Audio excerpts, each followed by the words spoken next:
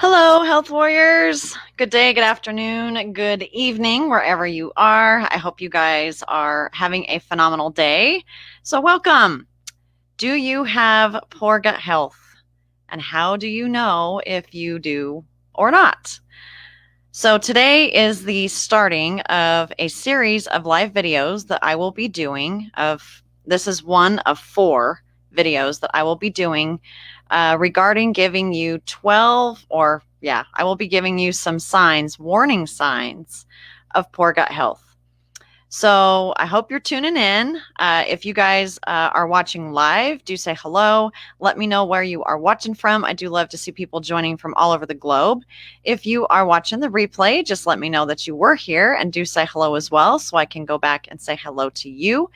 And if we have not met before, my name is Crystal Ricassi, and I'm coming to you live from the very beautiful, very hot, and very smoky state of Utah. And I'm a woman on a mission to help men and women improve their gut health and mental well being with natural solutions.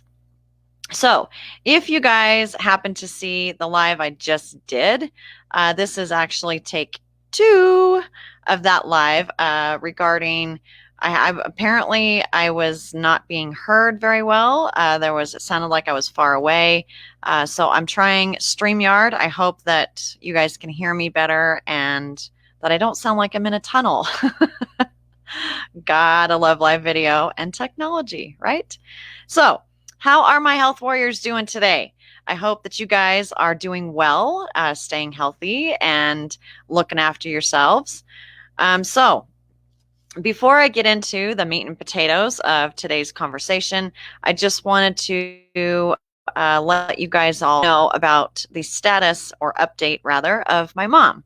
So I do want to thank you all very much for all of you guys who have messaged me and been really, really supportive regarding my mom. Sent your prayers and your love and just checking in to make sure that we're okay.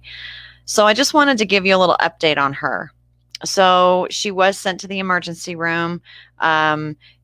Unfortunately, nobody knows what happened. The doctors apparently did not. This is why I do what I do. But this is, oh, you can hear me clearly now. Yay, Julie. Thank you. That's awesome. um, this is why I do what I do, which means that I am a certified holistic health coach. And I do have a business in the health and wellness industry. And this is why it's so important to me. So, regarding my mom, the doctors did not look into doing any tests. They didn't run any blood work. They did not do any tests, MRIs, or anything regarding to find out what was going on with her pain, to find out what the reason for her pain was.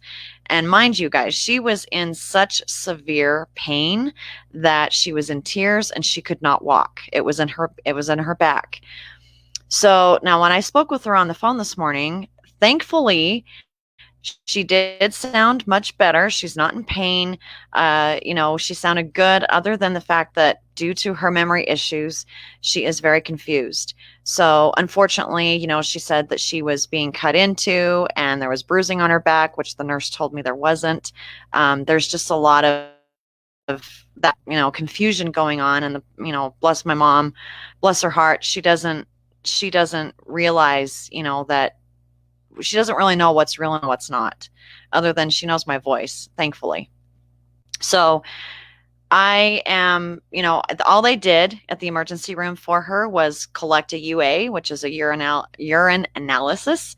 They didn't do any, like I said, no blood work, no tests, no nothing. And that kind of disappoints me, just because, and I'm not staying there, guys. I know how dangerous that is, but it just frustrates me because I know that there's a reason why she was having pain, but they weren't willing to look into it. And that doesn't sit well with me. So anyway, I will keep you updated. As far as I know, she's doing better. She's not in pain. And that's the main thing right there, is that she's doing okay and she's not in pain.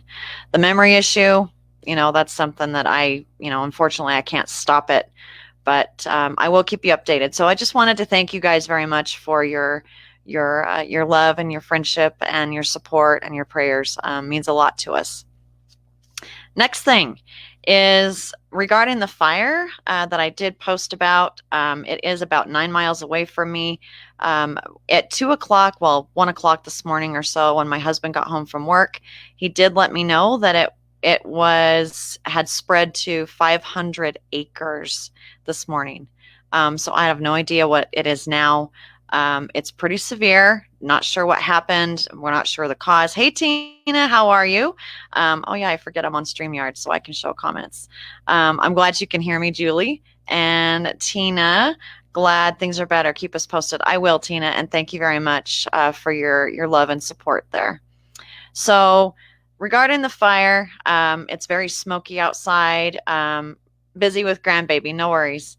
It's very smoky outside. It's very hard to breathe, but we're hanging in there the best we can. So, and then the last thing I wanted to mention here before I get into the topic, I promise I'll get there, is last night I finally finished chapter 10 of my book. Woo-woo! So I'm up to 56,021 words, and chapter 10 is all done. So I will be starting chapter 11 rather quickly, since I only have a very short amount of time to get my book finished. So just let me know, who wants one? Who wants one of my books when they're ready to go? Let me know. I'd love to know. Alrighty. So here we go. So as I mentioned, today is day 1 of a series of 4 videos that I will be doing. So I will be doing another video for this series next Wednesday, and then possibly, oh, thank you, Julie. Let's see. Whoops, where'd you go? I want one. Okay, awesome. Thank you for letting me know, and thank you so much for your support. So today is day 1 of 4 videos that I will be doing regarding this training and warning signs on poor gut health. So next Wednesday I will do one, and then I'm not sure about the following one because I will be going to San Diego, but I'll be posting and letting you all know the details on all that. Okay, so let's get into it. Are we ready? So first of all, I'm going to give you 3 signs today. Okay, 3 warning signs of poor gut health, and I'm going to talk a little bit about each one briefly because I'm trying to keep my videos a little bit shorter. So the first one is if you struggle with constipation. Okay, I know this is really gross, but we're all adults here. We're all human. We all know what, that fun, not so fun stuff, but you guys know what I mean. So struggling with constipation is a sign of poor gut health. It is a warning sign of poor gut health. Now, regarding what to do about it, fiber is good, but I wouldn't suggest going to eat your bran flakes and eating a whole loading up on fiber. Okay, it is good and it's necessary, but that's not what I would suggest first. So what I would suggest is basically looking at your diet. What is it that you are eating? What is it that you eat often? Because 9 times out of 10, the things that we eat are, the answer's in the diet. The diet is everything. And I tried to schedule a live, but Facebook is moving scheduling lives to Business Suite, and it's making it a little bit challenging. Anyway, the post I did on my business page here was, you are not what you eat. You are what you absorb. Okay, so if you're eating foods that are preventing you from being able to absorb nutrition, and I'm not talking about just from supplements, guys, I'm talking about from food, fruits and vegetables and nuts and, whatever else that you eat. If you're not absorbing them, if you're eating foods that are preventing your gut from absorbing those nutrients, you're not absorbing anything, right? So you're not getting the vitamins that are in the foods. You're not getting the minerals that are in the foods. You're not getting those essential nutrients, fatty acids and amino acids and all those things. You're not getting them because your body is not able to absorb them. Okay, so first of all, I would look into whatever it is you're eating. Okay, your diet, the answer is in your diet. And then what I would do next is, eliminate whatever it is that you notice after you eat something. If it's something that's causing constipation, I would eliminate that food completely for, a week, 2 weeks, whatever, and see how you do. Okay.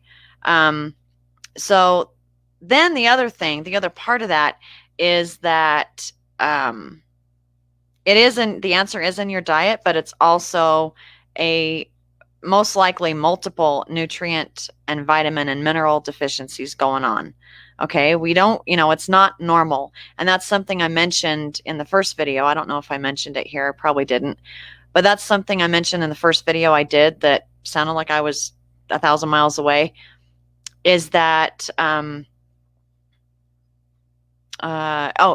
lot of these things that I'm giving you, these warning signs, they are common, and some of them are actually uncommon, but they are not normal. Okay. The body is not designed to be in pain. Pain is not a normal thing. Okay. It's not an old age thing. It's not, oh, it's hereditary. My grandparents suffered from it. It's not that. It's not genetic. It's none of that. Okay. It's not normal. Okay. Get it? Bottom line, it's not. Okay.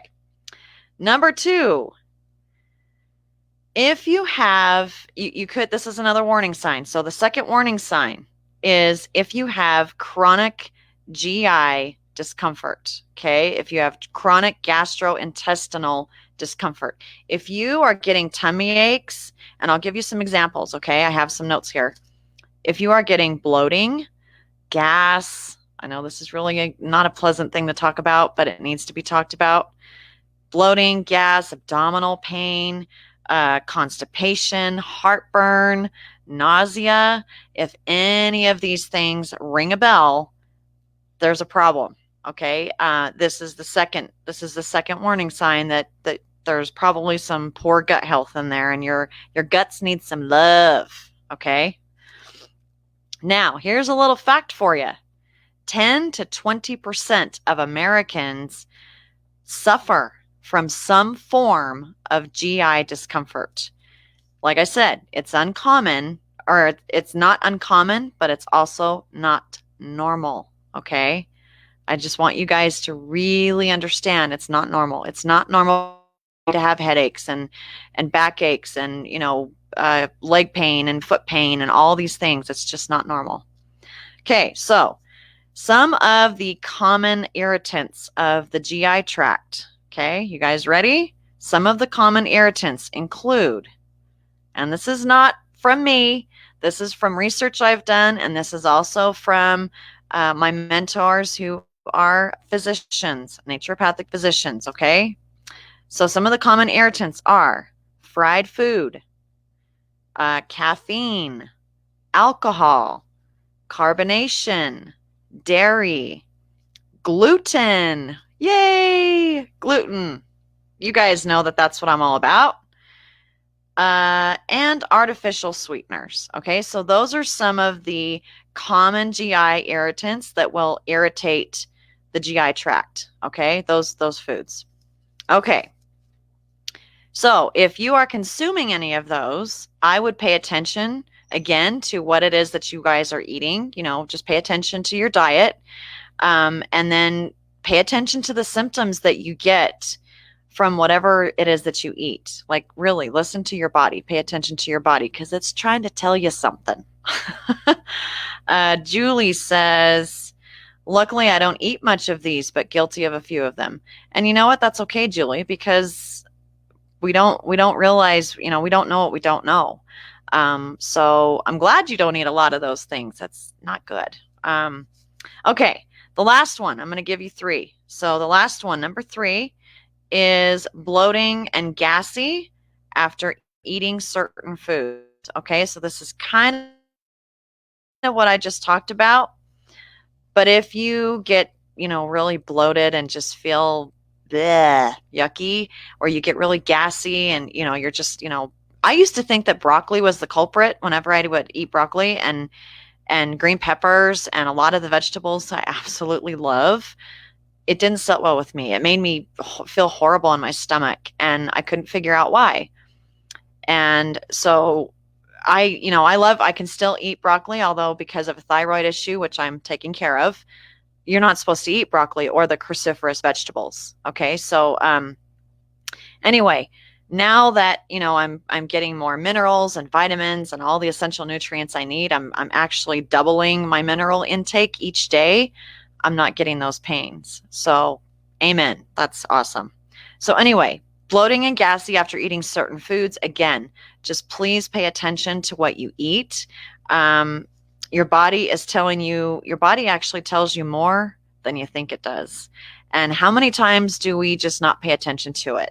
How many times do we just say, oh, well, it's part of old age, or, oh, it must be that spicy food I ate, it's not agreeing with me. 9 times out of 10, there's something that's going on in there, and it may not show up every single day. It may not show up, often, but we do need to pay attention to our bodies, do we not? Does any of this make sense? Does it resonate with you? Let me know.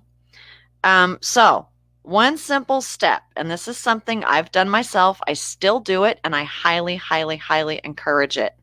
Okay? Simple step to help you out with this is try keeping a food diary. Excuse me, food diary. Gotta take a sip.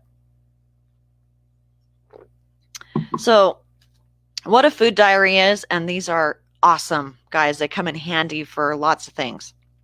Number one, with a food diary, you can keep track of what you eat daily.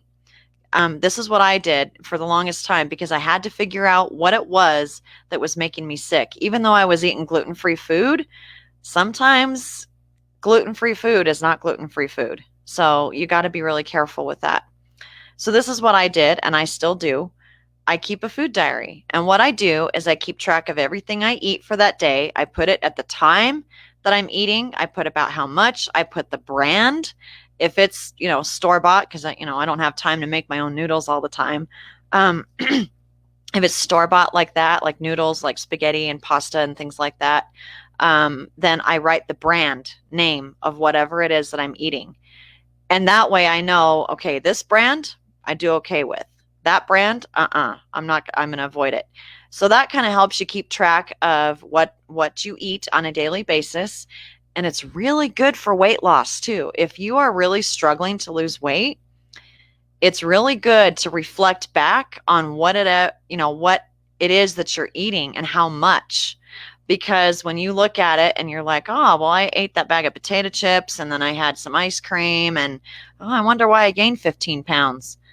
That's probably a good answer. So it's really good for that. The other thing about it is that, and it's not necessarily counting calories, although, with weight loss, you want to try to get down to about 1,200 calories a day. But this isn't about weight loss. This is about warning signs for poor gut health. So another good thing with the food diary is if you are seeing a regular physician, an MD, not an ND, a medical doctor. If you have, health insurance and you're seeing a regular doctor, for some reason, doesn't matter, it's really good to have a food diary because then you can also keep track of your medications that you take or your supplements that you take or, whatever it is that you take. And that way it's handy, it's written down, and it's handy to take with you to the doctor to say, hey, doc, this is what I got.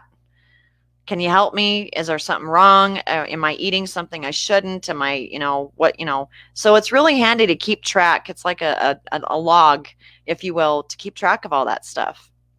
So let's see. I'm just checking my notes here. I did mention the food diary. Just like I said, you guys, please pay attention to whatever it is that you're eating. Our bodies are very smart and they are trying to tell us something. When we are in pain, we are in discomfort. It's not normal. Okay. Headaches are not normal. Earaches, back pain, whatever symptom it is, runny nose, allergies, none of it is normal. Okay. None. It's all common, but it's not normal. So just pay attention to that. And then something you could try is when especially with keeping a food diary, it's really good for this, but kind of pay attention to whatever it is that you eat daily or weekly or, whatever it is. And then keep track of your symptoms. Keep track of how you feel. If you ate something that gave you a headache, it might be a good idea to, and you every time you eat it, you get a headache or you get really yucky feeling in the tummy, or you get heartburn or whatever it is, gassy. Pay attention to that, and then try eliminating. That's why a food diary is really good. Try eliminating the common denominator of whatever it is. So eliminate whatever food that is, for a week or whatever, and see how you do with that. Okay, so the most common foods for bloating and gassiness. Oh, and Julie, I want to catch what you said here. Great info. Thanks for tips and suggestions. I have to get back to work. No worries. Thank you, Julie, for being here. I love you, sis. Okay, so the foods that the most common foods that will probably be linked to gassiness and bloating and upset tummy and upset GI tract and all that stuff.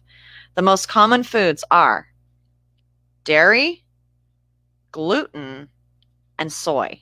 Okay? Why would soy be one of those? Well, because soy and corn are two of the main foods that I stay away from. And the reason why I stay away from them is because they are not necessarily organic. If you can find organic soy, go for it. But for the most part, soy and corn are two things to stay away from, just because they are poisoned with chemicals, pesticides and herbicides and all that kind of stuff. Okay, so just really be careful with soy. So dairy, gluten, and soy, those are the three things that are contributing to a lot of bloating and gassiness. And that's also a sign of poor gut health. Okay, so was this helpful for you? Please let me know. I hope that this made sense. This is, again, day 1 of a series of 4 videos that I'll be doing. So next Wednesday, I will be doing part 2 of this series. I would love to know your thoughts, if it was helpful for you, if any of it resonates with you, if there's anything that, that's going on with you that maybe I can help you with. Please let me know. If you have any questions or concerns on anything I talked about, please feel free to reach out to me. One last thing, and I have to say this, tomorrow I will be doing my live on my personal profile. This will be my very last live on my personal profile, unless something happens and I feel I need to go live on there. There's reasons behind that, but tomorrow will be a very special live, okay? It's a surprise. I have a surprise planned on my personal profile for my live tomorrow. I will be bringing on a guest, a very, very, very, very special guest, who I might add took me a lot of guts to, pun intended there, guts. Took me a lot of guts to be able to ask for this interview. Okay. So if you guys want to catch my live tomorrow, please do so on my personal profile. It will be same time, 11:30 a.m. or no, I'm sorry. I will post the time because it actually has changed. So I will post the time. I'll let you guys know when that is, but it will be on my personal profile. It's a very, very special guest, you guys. And I'm so overwhelmed with joy and excitement for this interview. It took me a lot to be able to ask for it. Okay. So I do hope to see you there. Anyways, guys, I've talked long enough. I do thank you guys so much for your support, your love, your prayers, for my mom and our situation. And always thank you guys for being here. So I will say have a fantabulous rest of your day or evening or night or whatever it is for you, wherever you are in the world. I do thank you guys. I'll see you tomorrow on my personal profile. I'll post the details of that. Remember, it's a very special guest. You don't want to miss it. If you catch the replay of that, no worries. And I'll see you guys tomorrow. So take care, be well, stay safe. I love you all, and I'll see you then. Mwah. See ya.